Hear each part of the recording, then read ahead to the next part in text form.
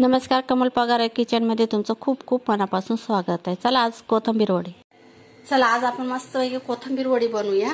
बघा त्याच्यासाठी ही कोथिंबीर आहे बारीक कापून आणि धुवून घेतलेली आहे आणि अद्रक लसूणचा जाडसर ठेचून घेतलेला आहे आणि हे तीळ आहे, हे धने आणि ओवा आहे ते जाडसर करून घेतले। शेंगदाणे पण जाड जाड घ्यायचे आहेत कुटून आणि हे चण्याचं पीठ आहे 1 वाटी।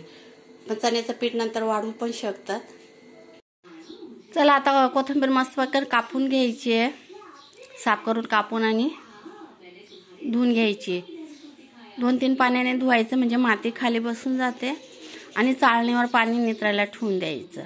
आणि आता अद्रक लसूण आणि हिरवी मिरची घेतली आहे कुटायला, त्याच्यात थोडंसं मीठ टाकलं का लवकर कुटल्या जाते। आता शेंगदाणे आहेत ते थोडेसे भाजून घ्यायचे, भरड करायचे आहेत आणि अद्रक लसूण कुटून झालेला आहे। आता ओवा आणि धने आहेत ते पण जाडसर कुटून घ्यायचे आणि आता शेंगदाणे जाडसर करून घ्यायचे, ते पण साईडला करून घ्यायचे। बघा झालंय रेडी सगळं। आणि आता आपण कढई ठेवून आता परतायला घ्यायचं। पहिला तर थोडंसं तेल टाकायचं, अद्रक लसूणचं जे आपण कुटून घेतलेलं आहे ते परतून घ्यायचं आहे। परतून घेतल्याच्या नंतर थोडासा हिंग टाकायचा आहे आणि जे आता आपण कुटून घेतलंय धने आणि ओवा ते टाकून थोडीशी तीळ, हळद, थोडंसं लाल तिखट आणि धनिया पावडर हे टाकून पुन्हा परतून घ्यायचं आहे ना। आता कोथिंबीर टाकून द्यायची, कोथिंबीर पण परतून घ्यायची। हे वडीला का पीठ जास्त शिजवावं नाही लागत, आपल्याला फक्त परतून घ्यायचं आहे।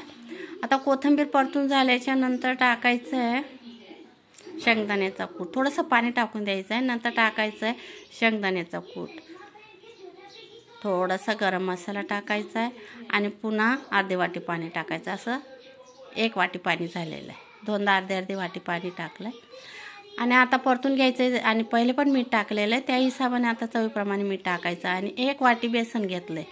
आता तेवढ्या पाण्यामध्ये आपलं बेसन आहे ते मस्तपैकी कालवलं जाईल। आपल्याला हे पीठ आता शिजून नाही घ्यायचंय, फक्त कालून घ्यायचंय।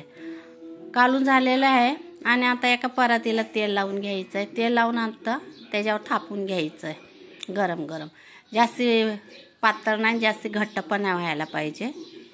आणि पाण्याचा हात लावायचा आणि त्याला आपण पसरून घ्यायचं आहे वडीसाठी, थापून घ्यायचं आहे। म्हणजे हे बघा पूर्ण झालेलं आहे, कढईतनं घेऊन काढून आणि वरनं तीळ टाका, जरुरी नाही आहे तेलात तीळ सुटते पण तरी मी टाकत आहे। तीळ खायला जरा खमंग लागते त्याच्यासाठी।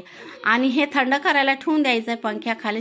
मस्त थंड झाल्याच्या नंतर चाकूने का नाही आपल्याला कापून घ्यायचं आहे। अशा चौकनी वड्या करून घ्यायच्या आहेत। चौकनी करा, कशा पण करा तुमच्या हिशोबाने।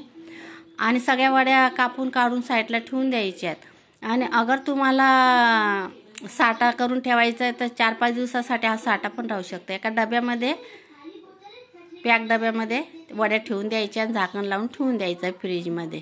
आणि जेव्हा पाहिजे तेव्हा शॅलो फ्राय करायचे आहे, तळून घ्या तरी चालतंय, डीप फ्राय करा, शॅलो फ्राय करा।